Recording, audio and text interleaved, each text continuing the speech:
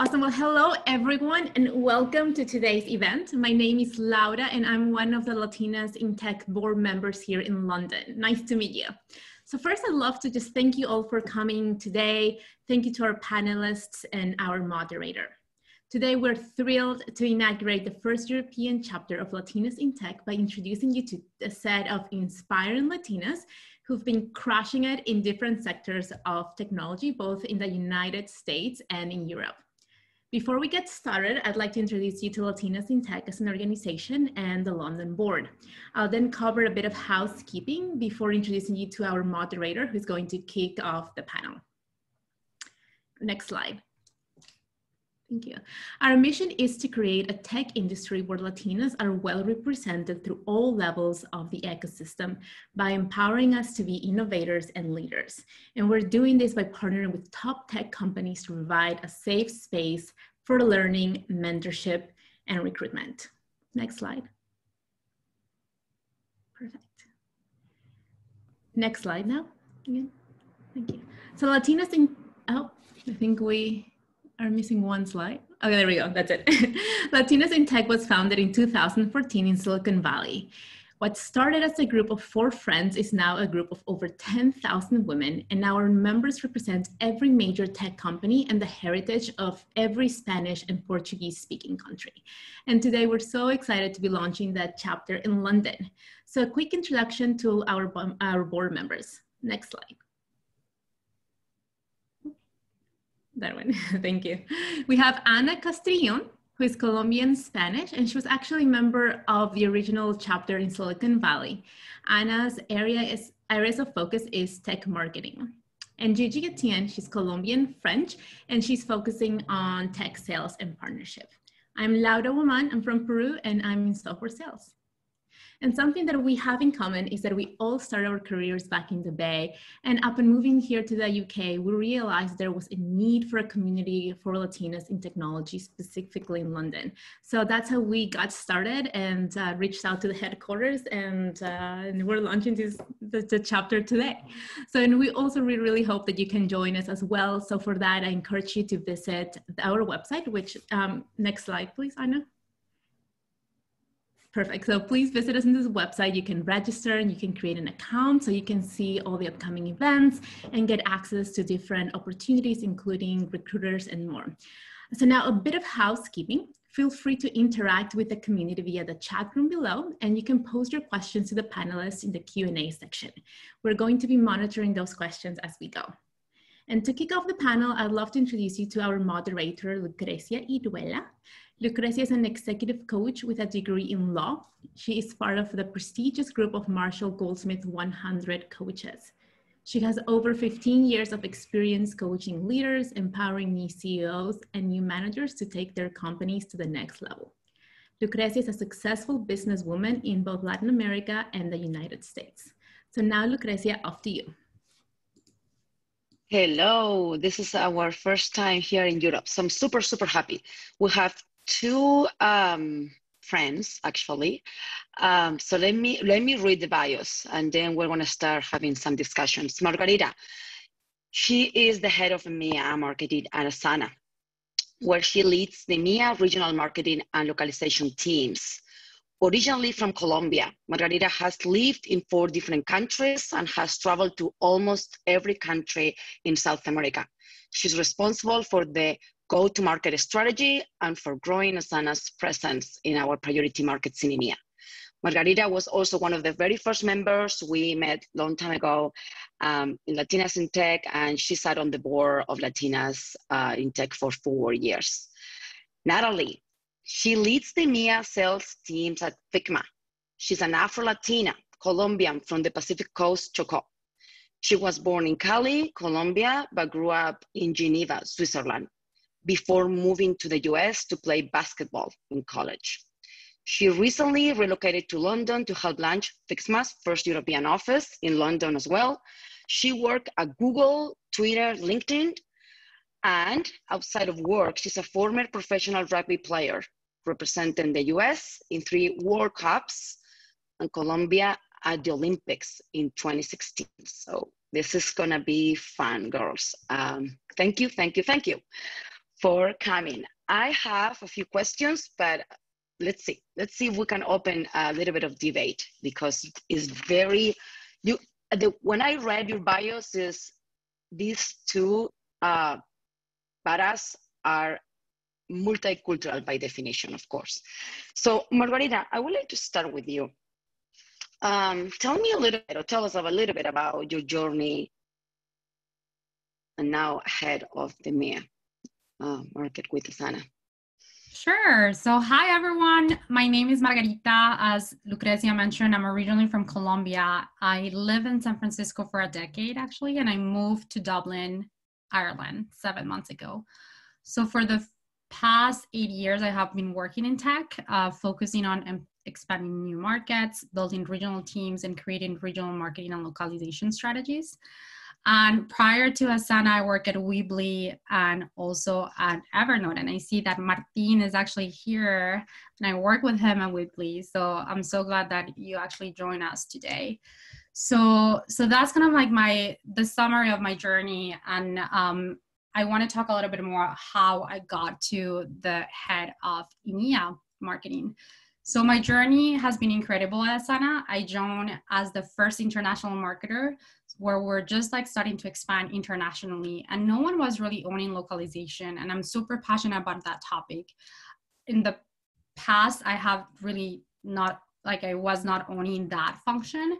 However, here, like, I saw the opportunity and no one was really owning that. So that was my first project. I took ownership of this, build a team and the strategy. And once we had a solid localization foundation, I worked directly with the CMO to build our regional marketing teams and foundation programs outside of the US as the international program lead.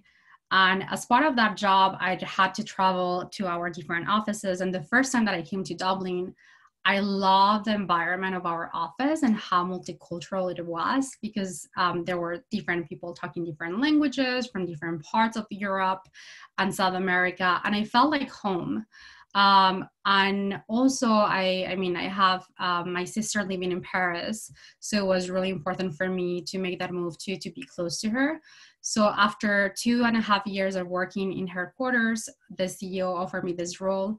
It was extremely excited for me because it was a new region, EMEA. I have worked before for Latin America, and I did have a high level knowledge of the region, but I was really excited to focus just on a very complex region, develop new skills. This role is focused on driving pipeline and leads for our sales team, and I didn't have a lot of experience in demand gen. So the fact that he was putting kind of like that vote of trust to say, okay, like new region, new skills, and also the fact that I had to build a team again. So we will talk a little bit more about this, but I'm a builder, I'm a problem solver. So that met everything that I was looking for. And the fact that I was going to be closer to my sister was really appealing. And yeah, fast forward 16 months in the role, I have built a team. They're rock stars, became a demand gen experts, and continue to build rapport with my sales counterparts to create high impact marketing programs that can drive pipeline. So that's kind of like the journey of how I got here. Fantastic, fantastic. And Natalie, we would like to know your journey as well. Yeah, so thanks for having me, first of all, and great to see everyone joining today for the inaugural event. It's really cool to see the support. So I'm Natalie Marquino, have kind of a funky background, both culturally and professionally. But as mentioned, I was born in Colombia, grew up in Switzerland, but I've spent the last 21 years in the US. I had originally moved to play sports, and for a large majority of my career, even professional career, almost every decision I've made was impacted by my sporting career. And so I went and played Division I basketball for 4 years. And when I retired, I wanted to be a professional, or when I graduated, rather, I wanted to be a professional basketball player, but I ruined my knee my last year. And so took some time off and found rugby through very serendipitous events. And turns out I'm a much better rugby player than I was basketball player. So turned a kind of athletic page over and started playing rugby very seriously right away. It turns out basketball players make really good rugby players because of hand-eye coordination, footwork, all that stuff. At the same time, I started working at Nestle, and for me, it was more a means to an end. As you'll notice, there's going to be a large theme. For me, it was just oftentimes just trying to fund my rugby addiction one way or another. But working for Nestle was great. I was part of an accelerated development program, which allowed me to learn a lot of sales skills that have become really important to me in my career, but then decided to switch over to tech and worked at Google for a year before I quit for rugby. I joined Twitter, which I also quit for rugby, and then finally found myself at LinkedIn after I retired in 2016. And that's when I really started focusing more on my career. Initially out of necessity, we'll talk about it later, I'm sure, but retiring for professional sports is a very disorienting experience. And so I found myself a little bit lost, not really knowing. And I actually didn't think I liked sales, but it turns out I love the craft of sales. I loved developing. I was surrounded by really smart, really ambitious, really thoughtful people that supported me and helped me along my personal development, professional development as a salesperson. And eventually quit that to join Figma. So Figma is maybe a little bit more obscure to a lot of you guys, but we're a Series D company that's changing the way that people design in UX and UI. It's a collaborative tool that's built in the cloud first. And so that allows people to work together remotely. And one of the reasons I decided to join is because I have made the decision that for my career, I want to work for mission-led companies, especially that are centered around accessibility. And LinkedIn was one such company where they wanted to make economic opportunity available to all. And actually, Jeff Weiner was an early investor and advisor to Figma. And the mission at Figma is to make design accessible to all. So all you need is an internet connection and a crap computer and you can design. And that really resonated with me. So I was the first salesperson hired. And I specifically wanted to be hired in the event that we would expand internationally. And I wanted to be the person to go out and help out with those efforts. So fast forward to here, I just moved to London in July of this year. Like Margarita, my brother is here in Brighton. So I'm so excited to be reunited. We've been apart for 21 years. So it's been great to be close together again. And slowly building a small team of account executives. So we were 4 in June. We're now going to be 8 really soon. And yeah, just really looking forward to learning more about the European market overall. And I'm on the other side benefiting from the work of people like Margarita with the ManGen and everything else. So it was really cool to hear her specific journey as well. Very, very extensive. My sister is in Dublin, so it's always in my mind, right? Just to go home, closer to home. What is your major? I'm very curious about that. Sorry. What is your major? Oh, I had I did a bachelor in finance. I thought I was a student and work in banking, and it turns out I didn't like it. Okay. For some reason, I thought that was going to be another good fact. Another good fact. So, as you know, my mentor is Marshall Goldsmith, and he wrote a book. It's called "What Got You Here Won't Get You There." So let's put something like what is here and what is there. Margarita, you can start at some point in life that you remember the most. What skills, and you mentioned a few of them, but we can dig in a little bit more. What skills or competencies prepare you to get ready for the next level? And this is, it can be for both. Margarita, you can start any particular moment when you thought, now I really need to jump. Now I really need to know this and this and this, and it's very unknown for me. That's a really good question. I think that I have always worked in really fast-growing environments. So I have been really lucky to kind of shape my career path based on the growth of the company. But I do think that's something that has, and we will talk a little bit more about this, about like the decisions that I have made in my career that have helped me to get to this point, is that I like to build, and I feel comfortable with ambiguity.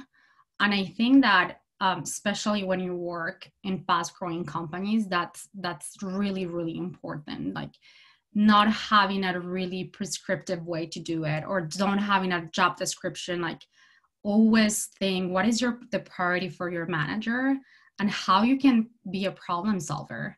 And we will talk about examples later, but I think that by being a problem solver, doing my core job, and like not being afraid of not having that specific structure had helped me to get to the point where I am. However, I think to go to the next level, what I'm focusing right now is my team is growing. I'm becoming a manager of manager, and is also like the next stage of becoming a leader in organization, and is like two things: how I can be a better manager, empowering my team, providing them with the resources and tools that they need for them to excel, and also making sure that you're hiring the best people for your team. I think that when I worked at Latin America, I felt that a lot of managers will feel intimidated to hire people that are smarter than them, or like maybe compliment them. And my mentors and the managers that I have had in the past has like always hire someone better than you, because at the end you're a team. I heard this amazing analogy of a book that I'm reading that says like you are the orchestra conductor, and it means that you don't have to play each instrument perfectly, because you're getting the perfection out of your players. And I think as a manager, you need to enable your team to have all the things that they need in order to excel, and also in order to achieve a great outcome, because my ultimate goal as a manager is to help my team to achieve those goals. So that's where like I am right now. Like I think that in the past, being a problem solver, being okay with ambiguity had helped me a lot to demonstrate that, no matter what they put in front of me, even though I don't know, I will figure it out. Now at the stage of my career where I'm a leader, I have a team. And also I feel more confident about who I am and being authentic, and understanding that actually by embracing my culture, my community, where I come from, my experience is what is unique about me, and what is going to bring value to the organization. So that's where I am in the past, and where currently are in terms of the team aspect. And the last thing that I do want to say is as you become a leader, and is really important, and I'm working on this as well, on the influencing really. And I think that Natalie will agree with this. When you're in region, when you come from HQ, you have all these resources and it's great. You can ask for things and you have connections. Where you're in region, you have to be, and you have only 3 hours that you overlap with HQ. So you have to be really strategic on how you're asking things. I have to be vocal about what my team needs, and how to influence. And that's an art. That requires experience, and the way that you communicate to the CMO is different. The way that you communicate for the chief operation, the chief revenue officer. And I think as a Latina, through my career, I have struggled with that. I have great mentors that have pushed me to be you have to think about your audience, be more succinct. And I also, because English is not my first language, I tend to go in circles and not be very succinct, as maybe you can see here. But I think that part of influencing and the communication as you become a leader is really important too. So that's something I'm focusing as well, being more confident with myself, team, and the communication part to influence others. Yeah, I really, yes, I summarize that from self-confident to orchestrating teams and now influencing, right? So for you, Natalie, kind of visualizing yourself with all the journey that you explained, there are going to be a lot of cliffs, right? So just now I need to jump. So if you want to tell us what is that jump in terms of skills and competencies, same with Margarita, anytime in your career, you can pick. Yeah, absolutely. I think for me, the first thing that comes to mind is just having to focus on something other than sports. And so, I've always done well in my career with every job I've had. I think one of the things that comes with being an athlete is that I'm a perfectionist and I work hard at everything that I do. And so while work was a means to support rugby, it didn't mean that I was neglecting it either.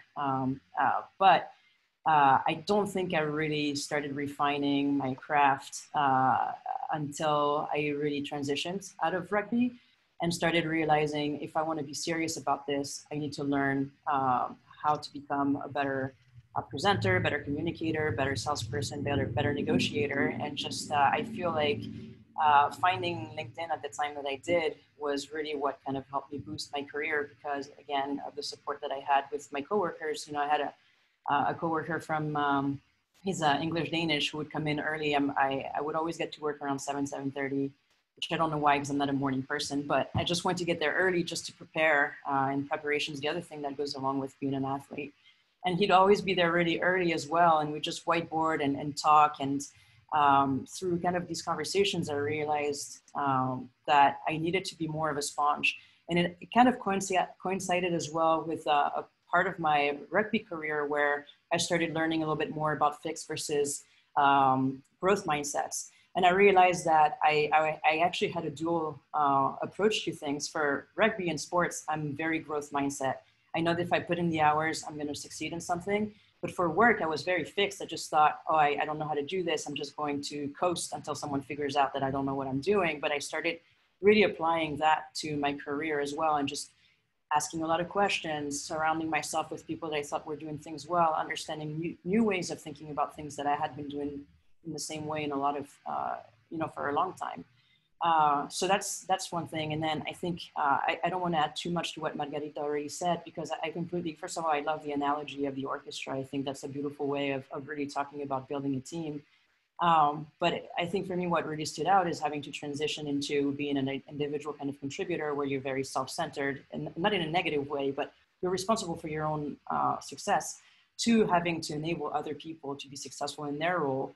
And for me, I love that because I love coaching in rugby as well. And so like being able to see people become their best selves. And I completely agree. You want to hire people that are going to challenge you as a manager, and oftentimes people that know more than you do, so that you can continue to grow and continue to enable the team. So I think as we think about the career in that way, quitting rugby was one thing, and now moving into this management position was definitely another way that I think about kind of the next stage of how you need to grow as a person, as a leader. So I was going to ask you this later, but it's perfect now. I was in the Conservatory of Dance. I was dancing professionally, and I was an attorney. So it was very interesting, all of the angles and everything. And for a long, long time, I was hiding, actually, all my European years, I was hiding my artistic background.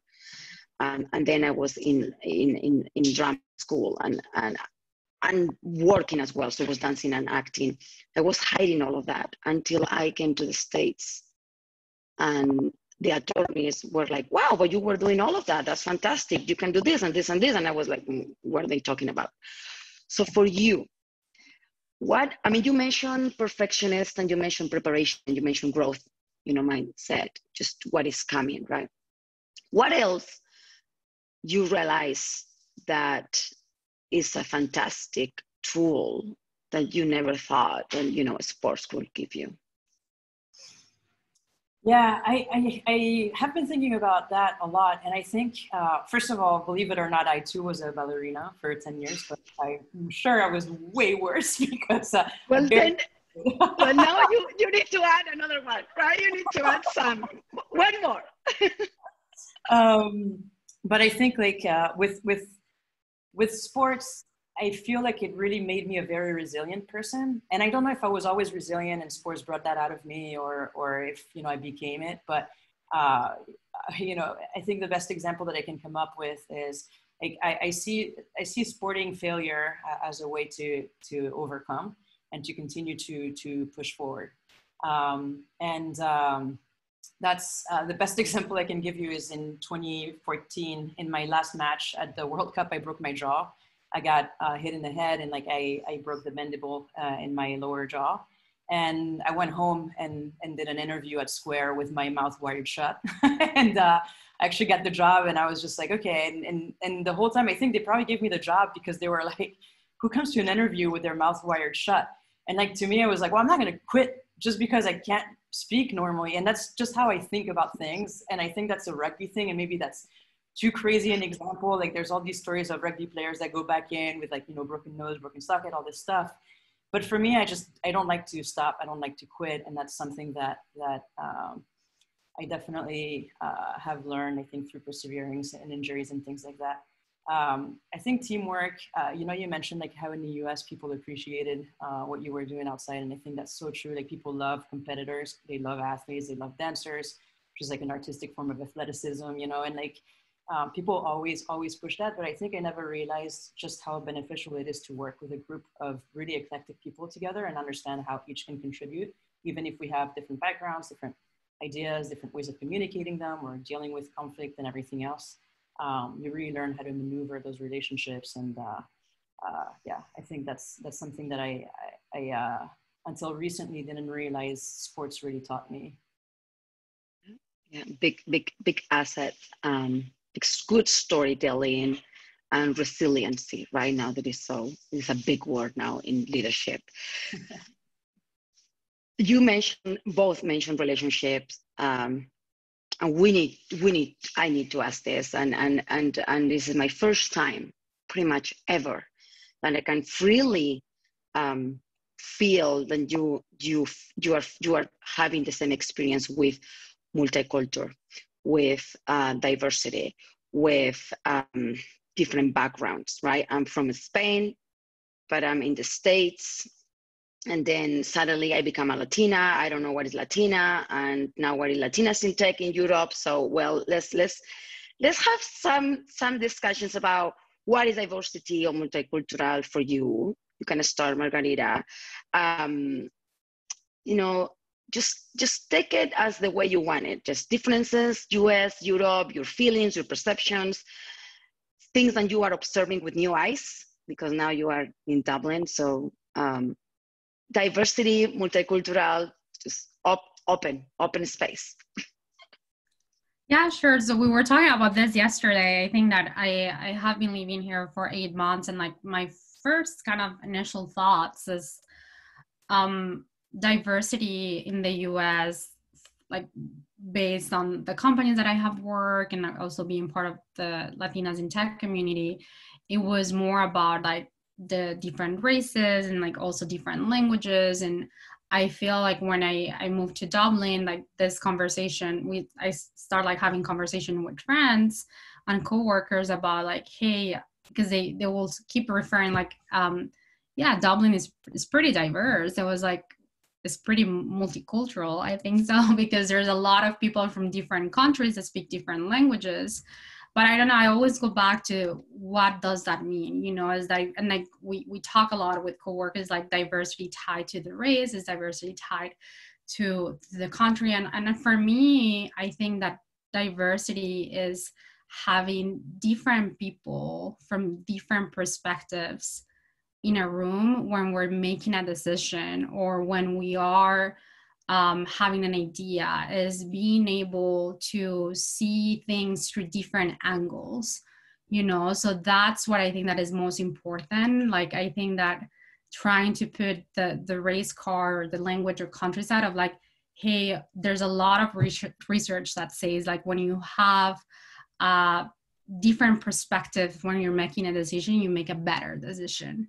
So I think it's going towards more that direction rather than put it in a box of like race, language, country. It's like we know that by having different like perspective, we will make better decisions. So let's work for that. Does that mean that we have to bring more like women, hire more women in tech? Yes. We have to hire more, yes, but it's more about the having the different perspectives and view and angle rather than the race. That's where I'm kind of like transitioning a little bit and being a little bit more open, because I do think that the meaning of diversity here in Europe might be a little bit different, or like might be more adaptable to that definition, where I think that in the US is kind of like more in a box of like the people of color and like like African American and like Latinos yeah. Like more open. Yeah. Well, I felt a little bit of disadvantage being a woman in the law environment, let's put it that way, in both countries. and you don't need to give us specifics, but have you felt that disadvantage of being Latina or women in your niche or in your field? I have been lucky that I haven't felt like that. I have felt like that because of me, because I have the imposter syndrome. And yeah. I have had situations, not because the other person is making me feel like that, is more because I felt like that. And I have a quick example for that. Like, I came back from maternity leave, my team got restructured and they were like, oh, you're reporting to the CMO. And I was like, oh my God, freaking Lord, I'm not ready to report to the CMO. And I was like, this guy just got, like, he graduated from Stanford and like Yale, and like, he has worked in all these companies, like me, like, I'm not even sure, like, I'm not like, and he's a great storyteller, like his presentations are the best. And I will be like so fixated by that. I was like, I don't think that he will see, like, in my mind, I was like, I won't see, I don't think that he will see the value that I'm bringing. And actually, like, because of my background, my experience, the community that I'm from, that's where like I shine, and where he saw the value that I was bringing, and how I was able to build more confidence because he was constantly valuing the feedback that I was providing.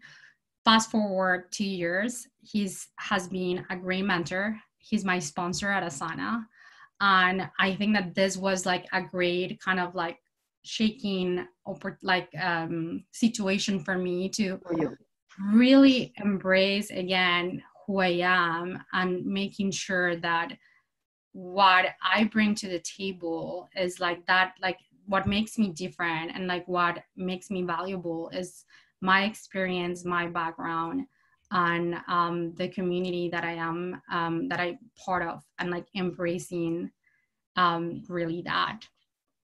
Well, that's the bottom line, right? And as an executive coach, everything is coming from us. Even if people do something externally, we can always modify our mindset and just rebut that with better skills or a better perspective.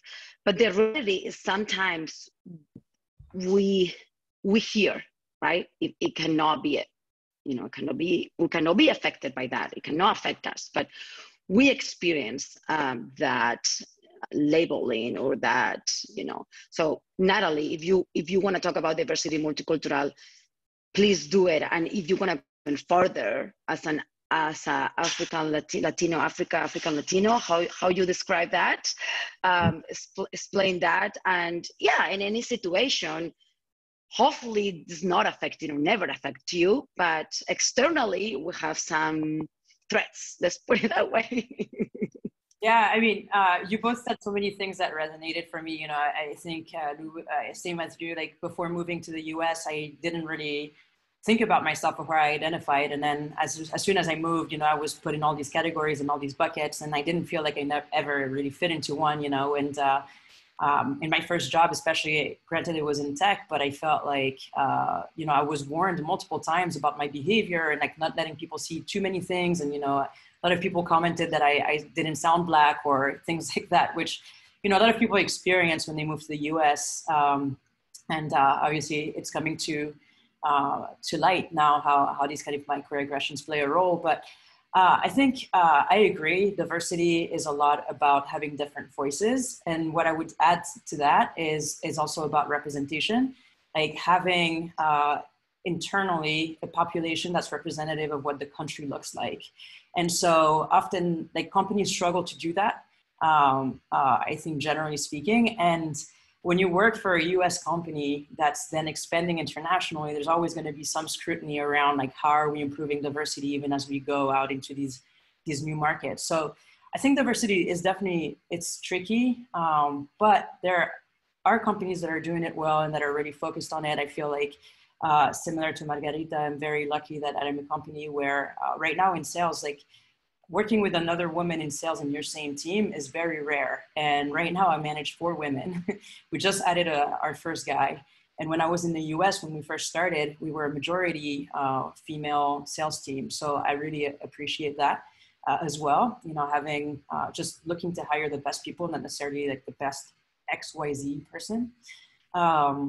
And that's really important because at the end of the day, you hear about too many companies that go and launch a product. And then, like the best example is HP launching a camera that couldn't detect black faces, right? And it's like, okay, well, did you have a single black person test the product? So it's these sort of things that at a very base level you want to avoid. But if you want to create something that resonates, that's meaningful to a lot of people, you want to touch as many people as you can in that development process. And so I completely agree with Margarita's perspective that those conversations really matter. I think the last thing I would add is that diversity can only go so far. And if companies don't focus on the belonging aspect as well. And I think that's something that a lot of companies actually don't do particularly well. At LinkedIn, diversity was called diversity, inclusion, belonging. And for short, it was this. And I really believe that that's the right way to do diversity. And the way that they talked about it is diversity is to be invited to the dance. Inclusion is to be invited to dance. And then belonging is to dance like no one's watching, right? Just feeling like you can be your full self and everyone's going to embrace you. And so as much as I can, I love to talk about that analogy because I think as much as companies can do that, not only is it good for morale, but it's good for retention and it is going to be good for the bottom line in the long run, right? And I don't know if you want me to talk about like my experience personally, but that's sort of like my thoughts around diversity. I love it. And I need to write down what you said because it's one of my passions. And I love the dancing when nobody is watching. I hear that about culture as well. But I like the three distinctions. We are getting, Anna, I think we're getting to the top of our time. I don't really like to close if any of you is thinking, oh my God, I would like to share this, is something that is missing. Is there anything missing before we open to the questions, or we are kind of, yes, we just close a little bit? Yes, are we good? Or just say it? No, Natalie, you have something, just share, please.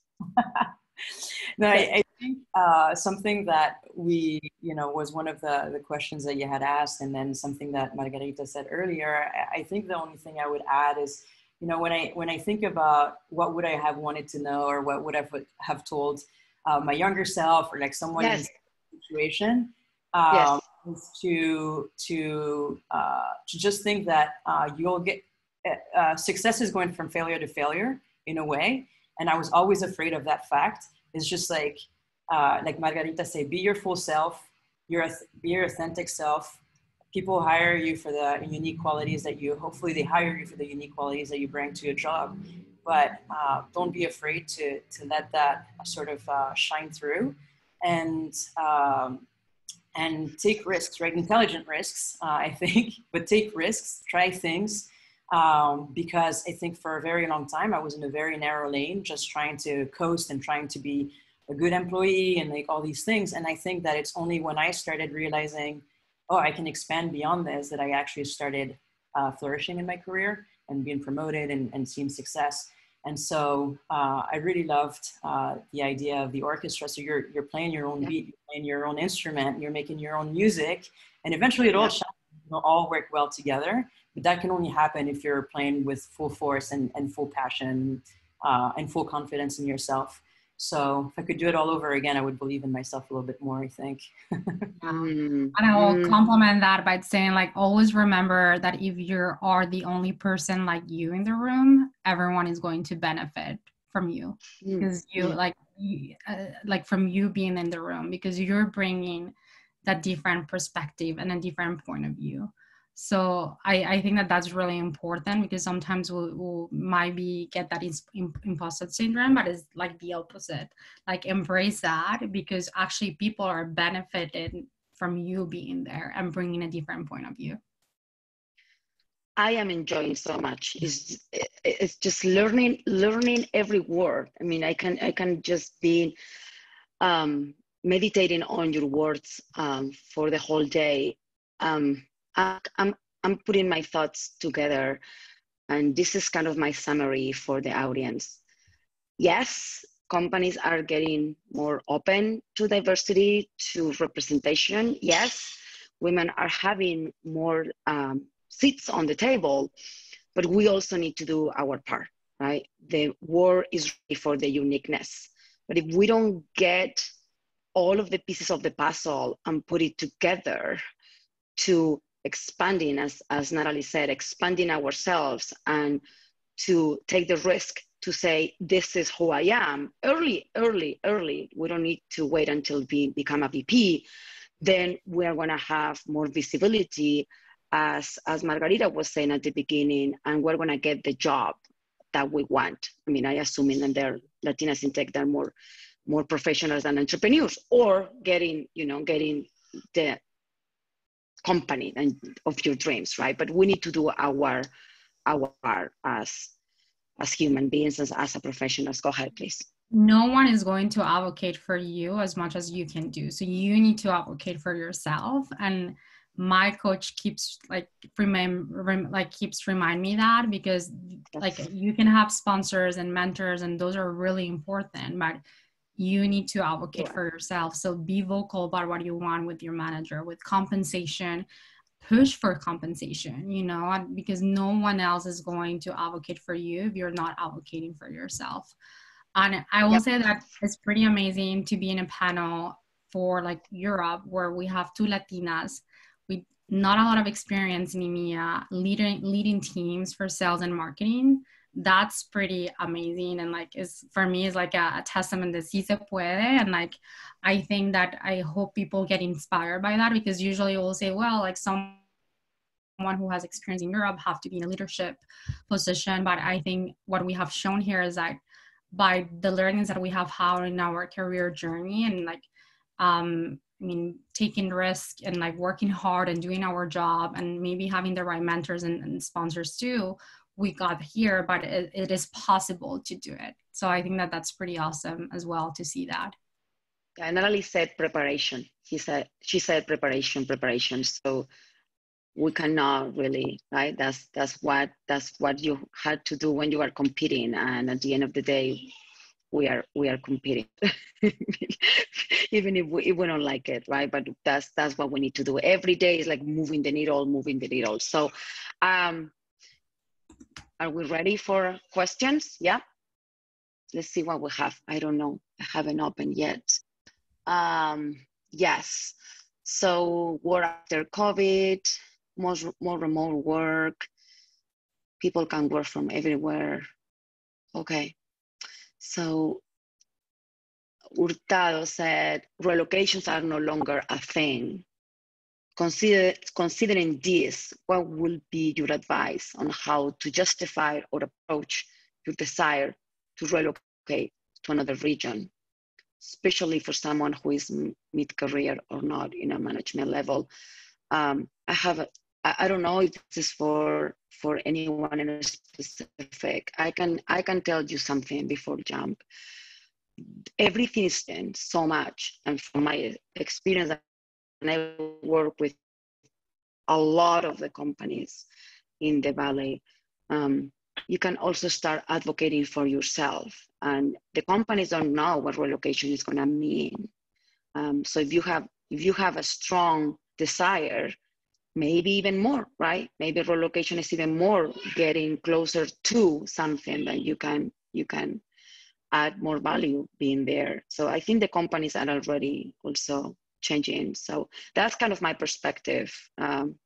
Just decide your strong belief for doing that and fight for it, negotiate for it. And the companies, I think I think they're customizing a lot.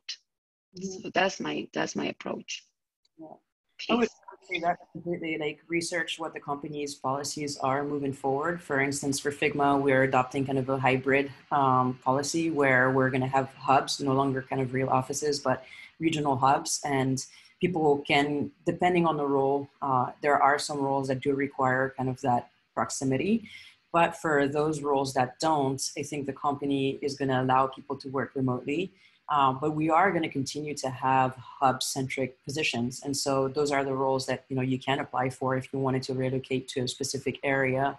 I also think a lot of the policies that are being instated by a lot of these companies are temporary. Some of them have said, we're moving to remote, longer term. But who knows what the next crisis is, where maybe we all have to be in the same spot at the same time. So I think, those things are going to be nimble and are going to continue to evolve. So do the research, and if this is something that you feel really strongly about, that you want to relocate to another country, then find those companies that are willing to pay for relocation and for those regional roles. Yeah, Margarita, yeah, we're okay with that. Now they're asking more about, go ahead. No, you guys cover everything. Roles, job as Latinas in tech, what phrases, words are perfect for applying? That is one. And then the other one is, when you hire, and especially at this time, Latino female candidates, what is your approach? What do you do to help in this regard? So yeah, I think that this network is really important. I do think I was part of the founding team members of Latinas in Tech. And through the years, it has been pretty amazing to see the success stories that we have had because of this network. So building this network in Europe, referrals, as we know, are really critical for all the companies. So I will say, don't be shy. That's the beauty of LinkedIn, send a message. People might take a couple of days to respond, but I have been pretty lucky when I have reached out that they respond. And especially, I feel like, and even after this, I know that I will get a lot of notifications. It would take time for me to respond, but I will respond. But yeah, when I see that there's a Latina that is trying to break into tech or wants to apply to Asana, for example, I will have no problem to refer them, because I do think that building that network and community is really important. In the past, I have had people helping me and referring me. So I really believe on helping each other and making sure that we put those referrals into the companies where we work, I will say. So a lot of questions, and this happen to me every day.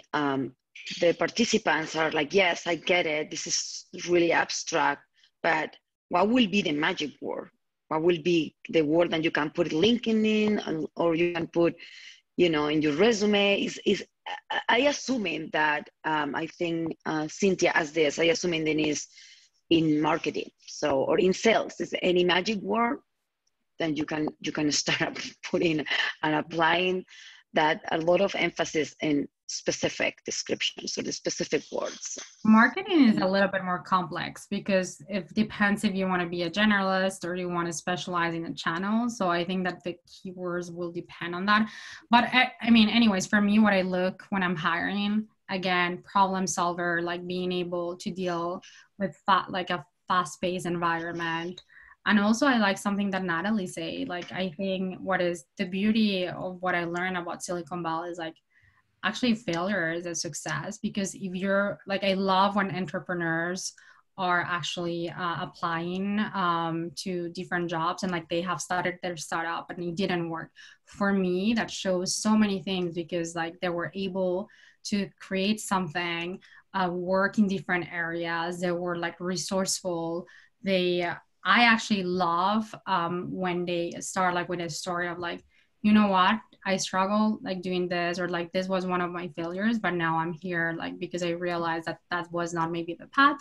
And that shows that the person actually, especially again for fast growing companies, I think that showing those skills are going to be really relevant. So being comfortable with ambiguity, problem solver, and showing some really good examples of how they overcome that failure and not success, I would say. Yeah, one thing I would add here is also there's some questions around transitioning from one role to another, or I don't think there's one really silver bullet word that you can put on a resume, but it's about telling the narrative of what you want to tell the person, especially on LinkedIn. And so I would encourage you to do informational interviews for the roles that you want, and reach out to people and say what are the competencies that I need for this role, and see if you already have them, in your role, like, you know, nonprofit sector, a lot of times in nonprofit, you're wearing 1,000 hats, you know?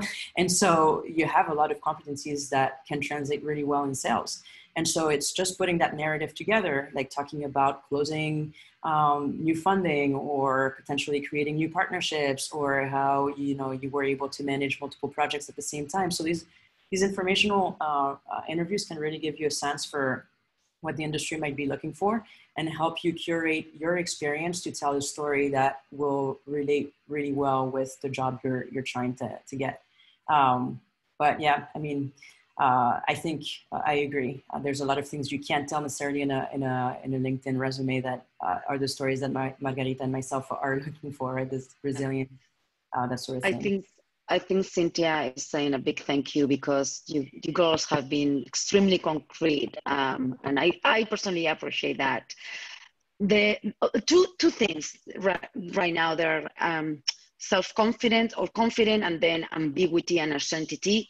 Which one would you like to pick? Because they are curious about those two. Just decide. I'm very, very open, because there are several questions about that. So how you mentioned before, Natalie, and I was kind of curious at the same time when you mentioned about, yes, I was very growth mindset and growth vision in sports, but the uncertainty in business, it was a little bit more difficult. And I connect that with the strategy, and I connect with the, you know, seeing ahead. You know, business is about seeing ahead. So how can you manage yourself to say, now I need to be concrete. Now I need to be uncertain. No, back and forth. Yeah, I mean, there's a few ways that I can think of with dealing with that. What you tell yourself is going to be true, whether it's negative or it's positive, that's what it's going to be. And so just trying to adopt a mindset where you're constantly thinking about evolution and confidence, right? The second thing is, like, for me, oftentimes not having that confidence came from the fact that I didn't think I knew things well enough. And so it was like trying to learn as much as I could. Like, I joined a design company with no design background, and I spent the first month just bugging the crap out of every designer I could put my hands on, and just be like, what do you get passionate about in your job? Like, how am I going to help designers? Like, what's my job here? You know? And that really helped me foster a lot of confidence in an area, in an industry where I had no experience. And so I think, you know, first and foremost, it's really important that you tell yourself that you can. Si se puede, si podemos, all that stuff. Like, the more you say that to yourself, the more you're going to believe it, and then go and do the work. There's no magic solution, right? You have to do the work. You have to put in the time, and put in the time by learning the areas where you're like, maybe I don't know as much as I want to. Spend some extra time doing that. Find people, mentors, like Margarita's mentioned so many mentors. I haven't yet, but they've been so instrumental in my career as well. Find people that can help you connect to the people you need as well.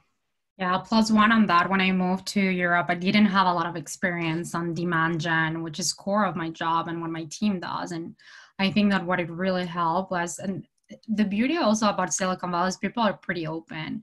So I started like reaching out to peers in other SaaS companies and like, done, like, what are like some kind of like initiatives that you have done that have worked, and trying to really absorb from some people that have already a lot of experience, specifically in EMEA.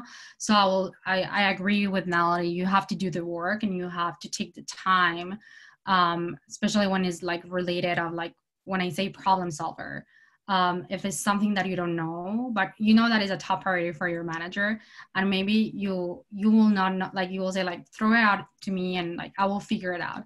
When you say that you'll figure it out, you need to figure it out. So you need to go and, like what Natalie say, like, talk to everyone on the design team to understand better, like, that vertical. For me, it was like talk to peers to understand better what was working or was not working on similar companies at Asana. So I do think that that part is going to be key in order for you to progress on your career as well.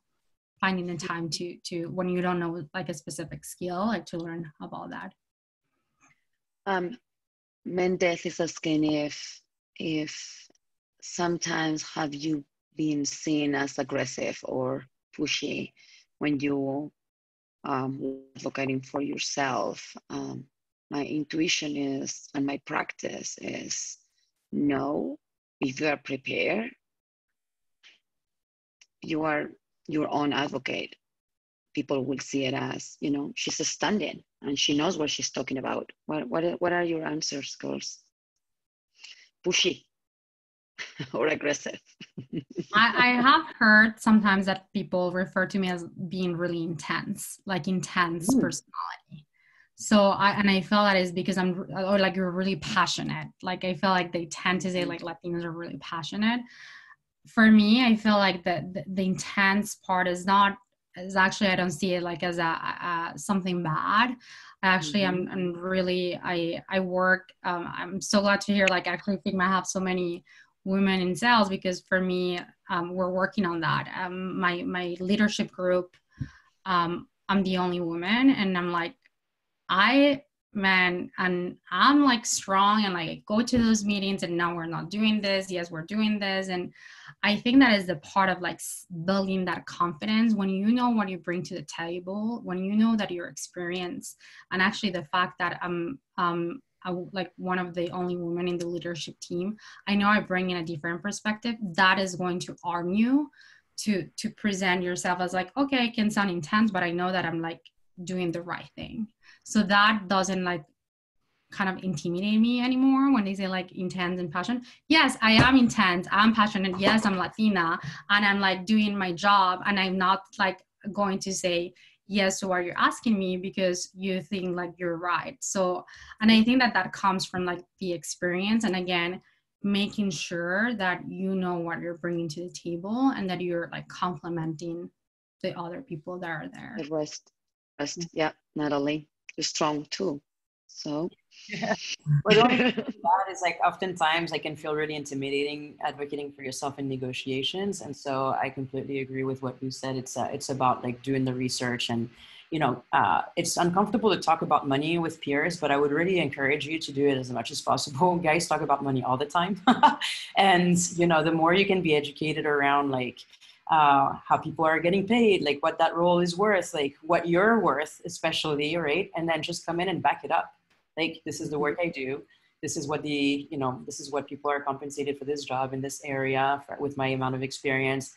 I would like to be promoted because X, Y, Z. The more you can practice this, the more I would take notes about all the positive things that you do at work. I have a running document that I keep about all the stuff that I do, whether it's super impactful or if it's just something that helps like a few people. And then that way I can kind of go through it and be like, okay, this is what I did this year. I feel accomplished. I feel good. Or I feel like I've done enough. And then I bring that to my review. I bring that to my negotiation conversations, and like concrete examples of what I've done and my impact. And, you know, if someone's going to push back and be like, well, you know, I don't think you've done enough, I'd be like, okay, well, here's my impressions. Can you walk me through the gap that you're seeing in what I'm saying and what I think you should hopefully have seen, you know?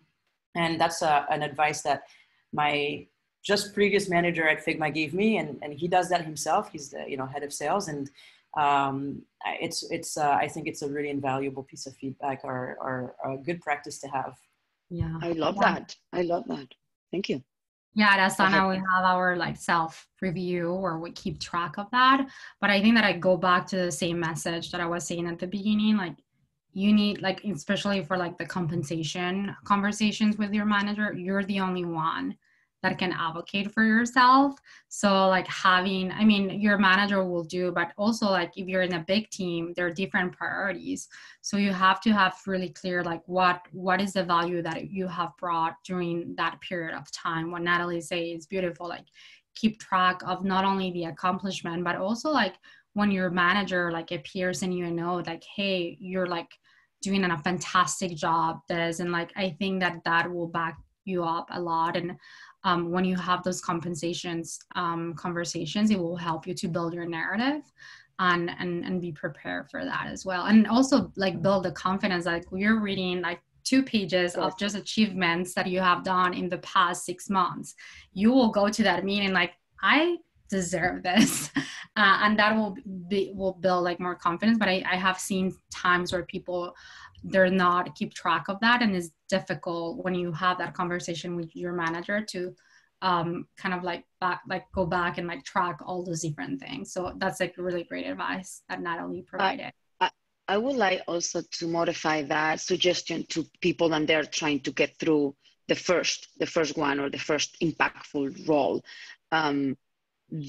Just by reading everything that you've done, even if you feel it's not related, even if it's playing something or dancing or helping your dad with his business or, you know, your neighbors, start writing everything down and transform it as a positive way of being proactive, of being, you know, the critical thinking, of being, you know, risk or collective intelligence or whatever you were doing, even if it was in the university trying to do something extra, white paper. Everything that you do matters. So write it down and market it. That would be a tool for the ones that are like, yeah, but I'm not really having conversations or but you can do it to yourself. Just have that conversation with you and negotiate for the next.